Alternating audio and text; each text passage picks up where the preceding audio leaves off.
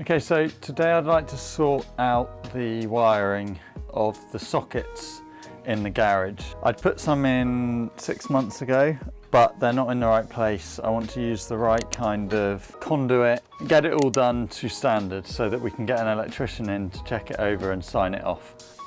So this socket here, this one's already wired in. My dad wired this one in a while ago.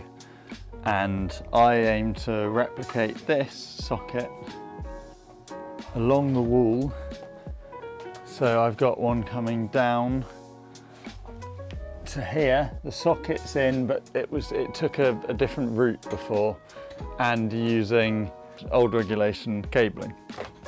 Basically, we've got a ring circuit coming, or there will be a ring coming all the way around here, along the back of the garage and across and back into the fuse box. Now this socket here is at a good height for where the workbench is. So I know that this is the right length, so I'm going to take this pipe out and measure it, and then I can use the miter saw with the stop block to make multiple cuts to the exact same length so they'll all be perfectly level along the wall. And of course, to do that safely, I want to turn off the power to the sockets because I'm going to be pulling that wire through. Power down. Right, I'm pretty certain that that made the power go off, but that's not a good enough assurance for me. So I want to test. So I pop the multimeter to 600 and I can check earth and live, and you can see that's 0, so that's off, that's safe. I can get my fingers in there now.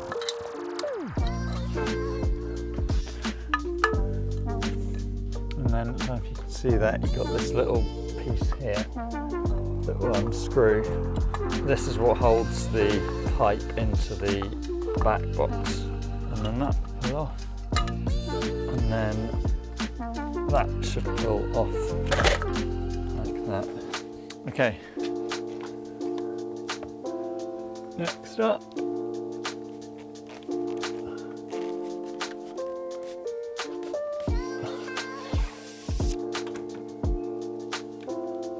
nice. I'm going to use my stop block here, and this is the length that I know is correct. So I'm just going to push that back. So I get this up against the blade, hold that there, and then I move this up against here and tighten up the stop block.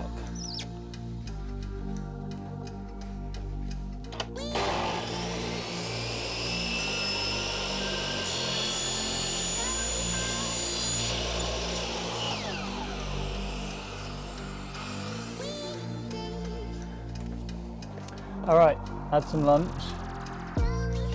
feeling refreshed, feeling healthy, time to crack on. You shut, you bounced it off of the garage door, try it again.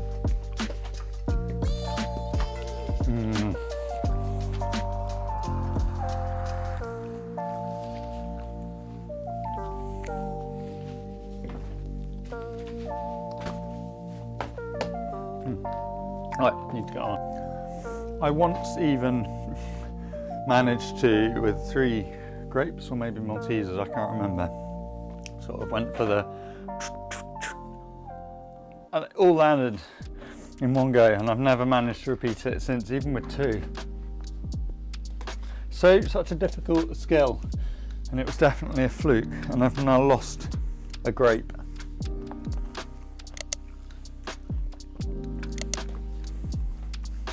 Gone.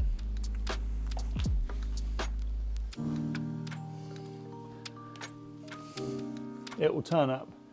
It will turn up when I tread in it later. So annoyingly, I've actually got to shorten this, and as a result have the socket slightly higher up on the wall, because you can see here the sheathing has sort of scraped off where it's been pulled through. Well, I say it's been pulled through, where I tried to pull it through. And you shouldn't tape it up. You want it to be all one continuous thing. I want it to all be done properly. That means having all of the sockets maybe 5-10 centimeters higher up on the wall, but that's no biggie. A little bit frustrating. I'll do that, and then of course I'll have a new length for these. But what can you do? Another thing, even if there wasn't the problem on the wire here, you want the outer sheathing to come all the way through out the pipe into the box, so that it's protecting the wires inside as well. And what I had before was the outer sheathing only reached here. You just want to be extra safe. It's 240-volt electrics we're talking about here, and you don't want to cut corners. Okay, keep these nicely pushed together. If you get them flat to each other, then it's much easier to push them through without kinking everything. So you can hopefully see here that the outer sheathing of this one doesn't even emerge from the pipe, let alone go through and into the back box for the socket. So to calculate the required length of pipe, you want to first measure the distance between the back box and the lowest part of the junction box. In this example, that's 200 millimeters. You then want to add on 25 millimeters to accommodate for how far the pipe goes up inside of the junction box, but then you'll also want to subtract 10 millimeters from that to accommodate for what we lose on the adapter. So it'll be 200 plus 25 minus 10 is 215. So here is a piece of pipe that measures 215. Let's check that that all fits.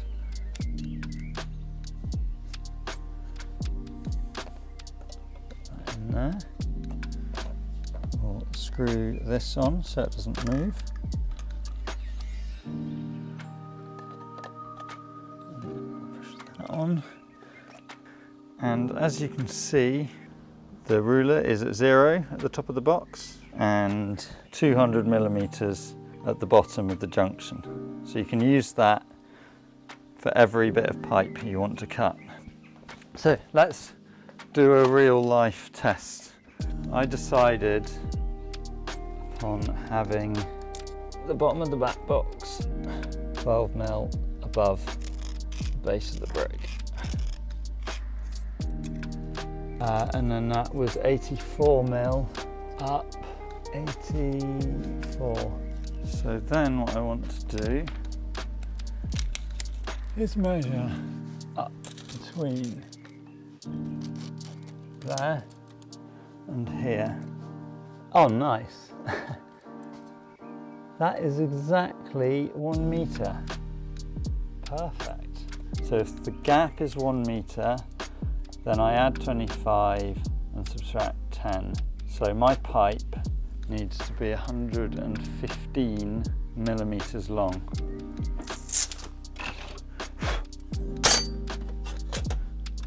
Let us measure.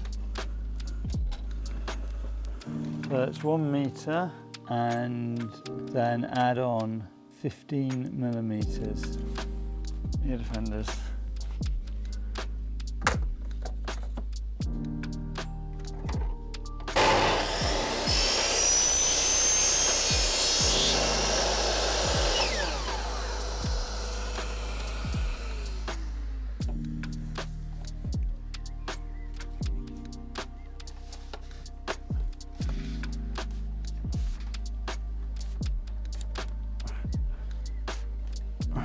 Right, so now that I've got this one in nicely, I'm just going to run a time lapse for the rest.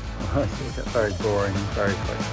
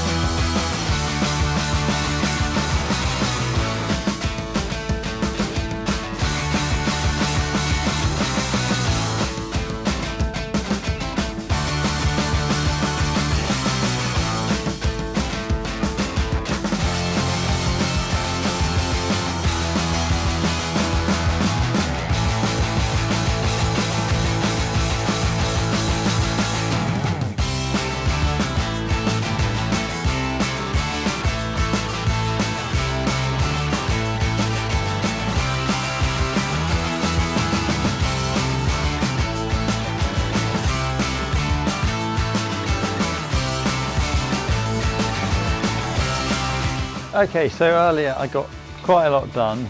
So I've got the 3 double sockets all wired. Well, the sockets aren't wired in, but the wiring is in place and the pipes are in place. I haven't done anything further towards the back of the garage yet because I don't yet know where the next socket's going to be, and because this is on a ring, the cable coming out of this socket needs to be continuous, come up, along, and then down into the next socket. So once I know where that socket is, I can cut the cable to the right length. But until then, I'll just leave that open up there. So I've got all 3 of the back boxes fixed to the wall. The next bit was going to be to get all of these clips on, but my 7mm masonry bit is completely blunt. It's actually snapped and it's just wandering all over the place. So I'm going to leave that. I can do that another time. I'll get them wired, and at least then all the electrics will be working properly and be nice and safe. So this one here is connected up to the mains. The taped over bits, they are live. So what I'm going to do, this here will also go into the back of the socket, but none of this is hooked up yet. So I'm going to work from right to left and get all of this wired in, so that I've only got to turn the power off when I'm wiring the last one, and it'll be much easier then.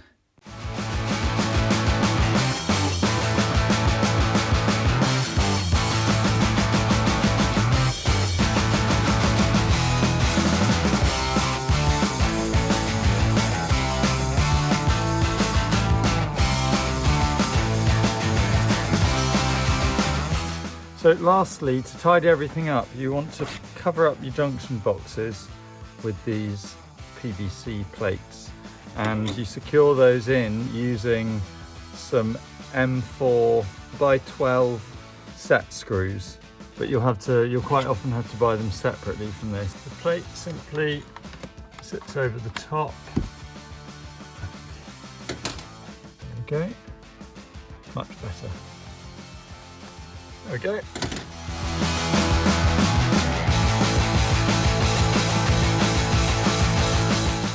Well, it looks like I'm just about done. I finished getting all of the covers on. 1, 2, and 3. And off camera, I actually continued round the garage. I took the cable round to the corner. I popped a socket in here for the Wi-Fi puck so I can upload videos from the garage. And then I continued along here. We've got one down to there. It's useful if you're using some kind of tool just outside the door. And I ran it along and through this sheet of OSB that is sort of temporary shelving at the moment. So if you stuck around to watch this much of the video, thank you very much. The views, likes, subscribes are all really appreciated. Next episode, I'm not sure what I'm going to be doing. It could be anything, and there is going to be an update on the van soon, so stay tuned for that. I'll see you next time.